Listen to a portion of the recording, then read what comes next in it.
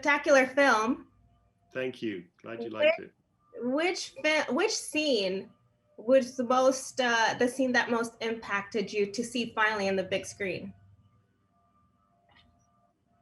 Well, I haven't actually seen this in a cinema except in the sound mixing stage where we mix the sound because there haven't been any screenings of it. But just finally see done, I think, it's one of the quiet scenes. It's the scene of Jodie Foster when she's read about what Mohamedou went through, when he's sent the diary, the letters, what he's been through, and she goes to visit him one last time in Guantánamo, and she's full of rage and anger, but also shame herself that she didn't believe him to begin with, that she didn't have a human, simple connection with him, that she treated him like a client and she was a professional lawyer.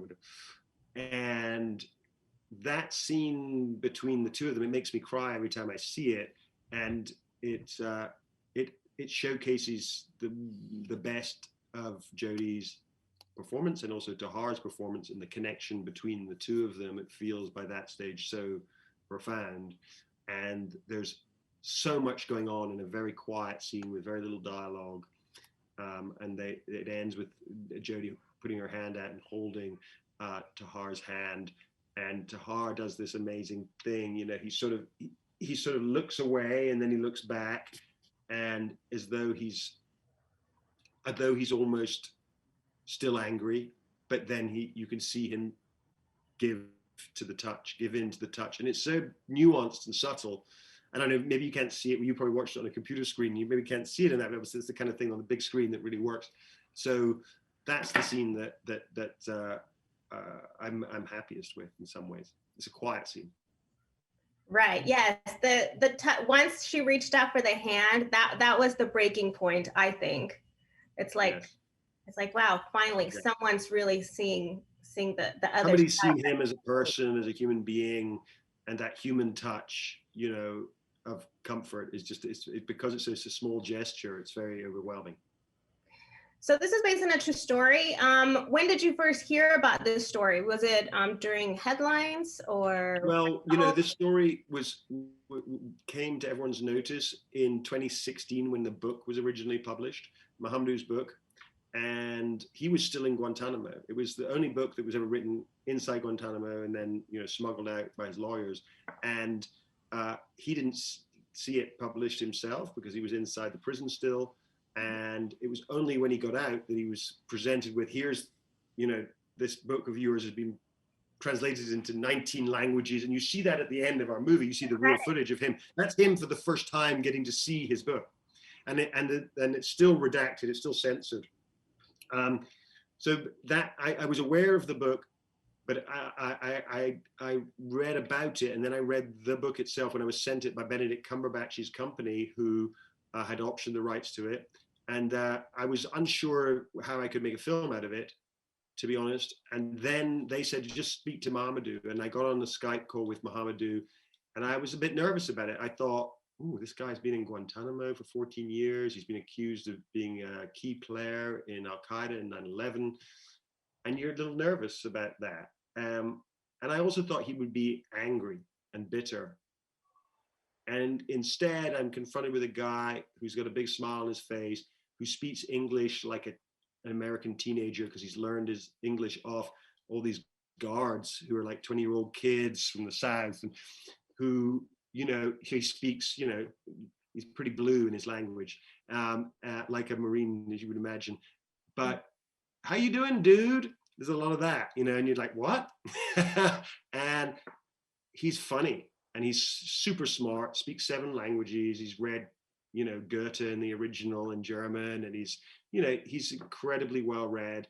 And more than anything else, I was struck by how forgiving he was. The fact that he had made this conscious decision, I'm forgiving the people who did this to me because I don't want it to dominate my life. I don't want to the rest of my life be eaten up with anger. And that was really inspiring to me. And I thought, this is a remarkable man. You don't meet many really remarkable people in your life. And he was one I could tell right away. And so I thought, I have to make a film about him. Talk about being a better person, right? Yeah, exactly. Talk about taking the high ground.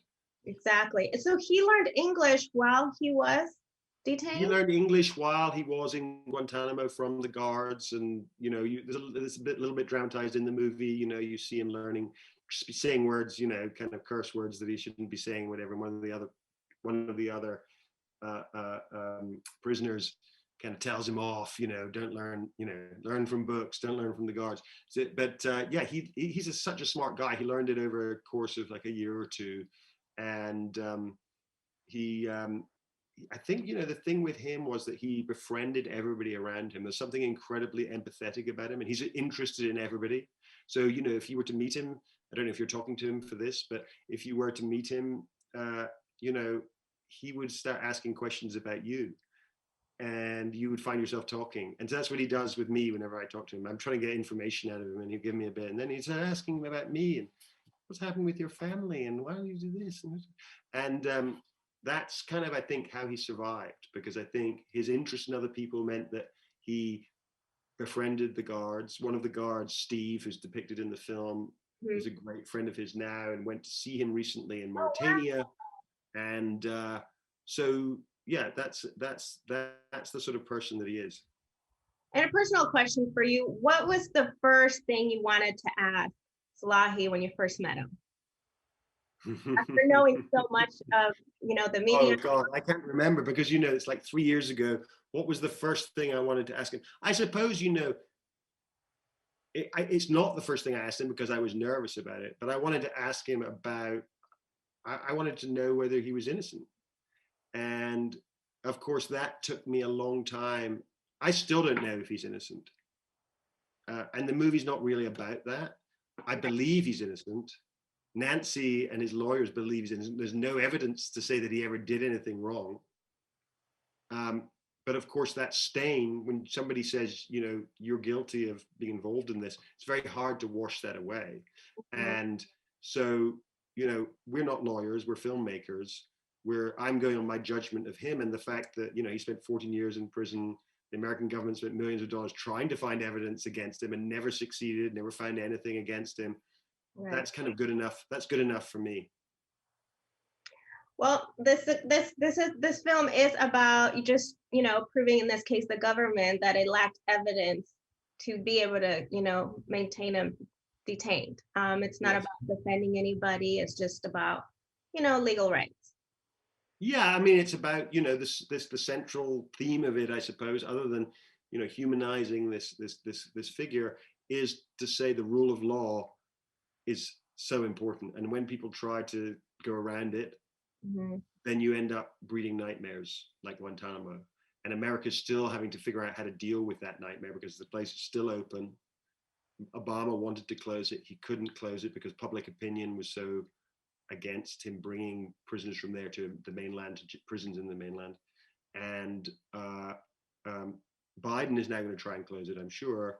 He's already said that he wants to close it. There are 40 prisoners left there, but it's very hard to do anything with them because they've all been very badly treated, and any evidence that's been got from them is inadmissible in court because of the way they were treated. So they've ended up in this limbo, and so it's a constant stain. And I think that if Biden wanted to do one thing to send a signal to the world to say, America is back and our morality is back, it would be to find a way to close Guantanamo. Well, let's just hope for justice at this point. And thank you for reading a story that's very touching, and it's real, and it can happen. Thank you very much. Nice to talk to you. Bye-bye. You're welcome. Thank you. Good luck.